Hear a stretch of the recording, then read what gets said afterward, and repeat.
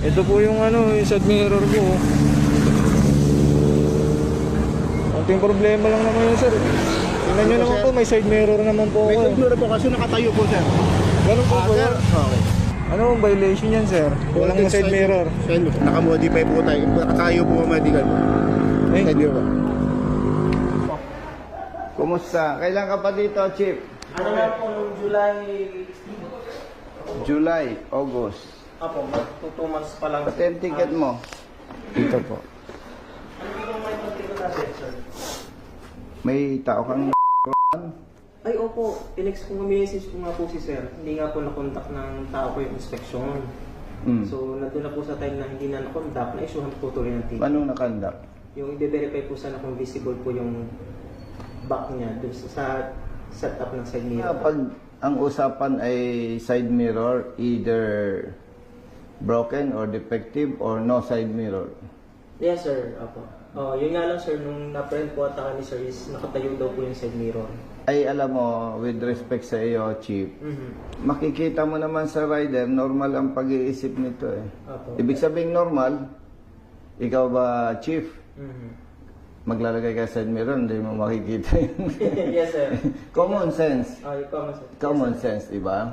Apo, parang ang ano ko dito, sir, nung nalaman namin, ang nai-ticket niya is improper installation. Patingin nga. Ano, sir. Brother, ikaw yung enforcer? Public awareness, happy ha, naka-video tayo. Naka-live po ba yan, sir? Hindi. 2D po tiniket niya po, no? Sir naman. Ano nakalagay sa 2D, happy? Ang 2D po natin, sir, is motor vehicle with defective, improper, unauthorized accessories, devices, equipment, and parts. Nung na-print po siya, nakatayo po yung side mirror. Kaya, Hindi. Paano mo nga sasabihin improper kung doon sa komportable? ano, sir, yun po yung side. Sir naman, no? Gusto niyo pong i-verify yung Nabanggit ko po kasi na sir na nakatayo nga po yung sa inyo na makikrim natin. Binanggit ko po sa kanya na kung pwede, inspectate po natin sa sakyan kung pwede po kung maupo. To check kung kita po yung nasa likod. Yes. May pwede naman po tayo mag-inspect sa kaso po, hindi niya po ako pinasakay para to check. Ang nangyari po, nagalaw na po yung sa inyo. Tsaka niya po ako pinuupo to check. Kasi kung magsusukatan tayo, yung mali ng LTO at mali ng motorista, mas malaki ang kasalanan ng LTO eh. Bakit ka mo? Ang daming LTO hindi marunong bumasa ng rehistro. Oh. Ang daming LTO, auxiliary lights. Hindi alam yung tamang pagpapatupad. Oh, may mga kaso pa dyan, Chief, na mali ang nailagay Brother Matt sa expiration ng lisensya. Tapos nahuli siya. Expired pala. Pero nakalagay doon yung validity. License card. Papel lang ang ini-issue ng LTO. Nababasa yung papel. Parang bond paper lang. May license card na ba kayo ngayon? Meron na po, okay. Plaka. Ilang taon na. Wala pang plaka. Ngayon lang na-resolve ni Yes, sir. DOTR Secretary Dizon. Going release po tayo ng plates. Samantalang pagka walang plaka, nagkabit ng temporary plate, hindi mabasa, titikitan pa motorista. Ibig ko sabihin, Chief, ang hindi maganda kasi, ang daming kapalpakan, ang daming pagkukulang ng LTO, samantalang buo yung side mirror kung nalalaman natin yung public service. Sir, okay ka ba dyan? Baka gusto mong itagilid ng konti, whatever. Public service ba? Parang anong nangyayari, magkakaaway ang motorista at LTO eh. Ano pa? May mga nanghiram lang ng van, tapos yung mga nakasakay magsishare ng pan-diesel. Kolorom na. Kaninong motorsiklo yung nasa labas? Tingnan ko nga. Sama mo nga ako, Hepe. Motorcycle po na. Sa'yo, sir? Yes. Hindi po. Imagine, LTO compound, pinapayagan ninyo yan. Walang side mirror. Baka empleyado nyo yan eh. Pakicheck nga kung kanino yan. Pa-chip, kung kanino yan. Pahanap po natin. Kanino daw? Kanino daw?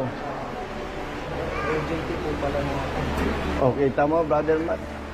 Pa-check mo nga kung rehistrado. May rehistro. Pakita mo nga kay Hepe. Okay, tamo. O walang dalang rehistro.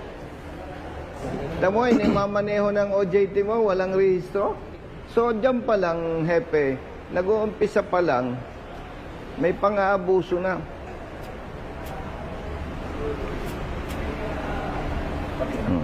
Yan, o. Sino nag-picture nito? Ako. Ikaw. Pero itong motor mo, ba't hindi mo picturean kaya? Ano po, akas po. O kaya nga. Ano na lang po? Hindi, ang ibig ko sabihin, OJT mo ang nagpicture dito sa motor ng rider. Kasama po nila sa Oo. service. Na tinikita ninyo at sinasabi nyo improper na pwede naman sabihin, Sir, pakiayos nyo. Siya pa palang nagpicture. Tapos yung kanyang sinasakyang motorsiklo, walang side mirror. Kayo ang nagpapatupad ng batas, kaunting diferensya, huli. Pero yung inyong OJT, no side mirror, no ORCR carried. O, sa ngalan ng public service, ipacheck mo kung nakarehistro yan. Parehistro po. Yung ano po, yung mga tatlong point po. Oh, hindi rehistrado. Ano po yun, nilistop po yun. Oh, nasaan lisensya mo? Wala mo siya. Hindi dito po sa board. Bali magkasama po silang dalawa eh. Plus, no side mirror. 12,000 plus 5,000, 17,000. 800, 250. Brother Jerry, kunin mo yung 5,000. Bigay mo dito sa rider. Tatlong... ID po sir.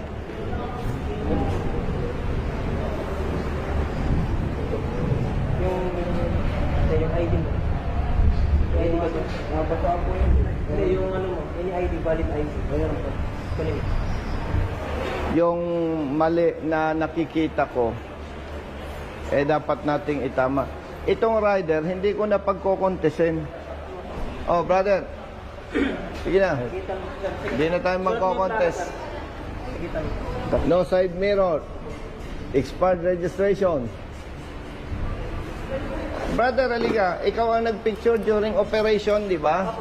Pakipicturean mo na din yung motor mo. Dumayad na po siya. Bayaran mo na lang yung multa.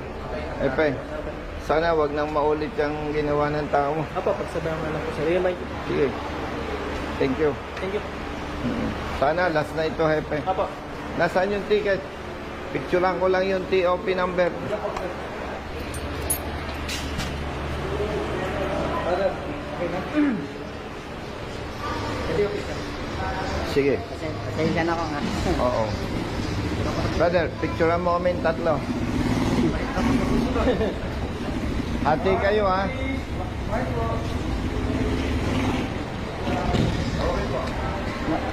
Alam ko, mabigat para sa inyo. Pero kailangan matuto tayo. Kayo, habang bata pa, matuto na. OJT kayo, considered employee pa rin kayo. Kaya dapat, kayo yung unang sumusunod. Sige, thank you. Sensya na kayo.